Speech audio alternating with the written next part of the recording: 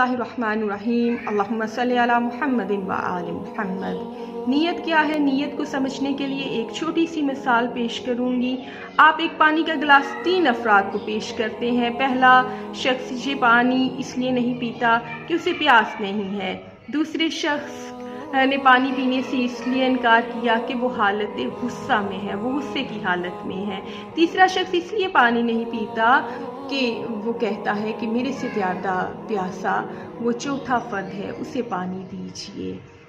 ये है नीयत। जैसी आप नीयत करेंगे उसी का अजर आपको मिलेगा, चाहे वो छोटे से छोटा अमल ही क्यों ना हो।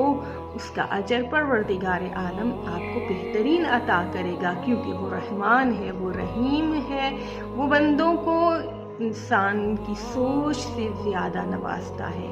दुआ है कि परवरदिगार आलम मोहम्मद वाले मोहम्मद के सदक़े में हमें हबीबे रसूल खुदा सल्लल्लाहु अलैहि वसल्लम के सच्चे पैरोकारों में शुमार फरमाए।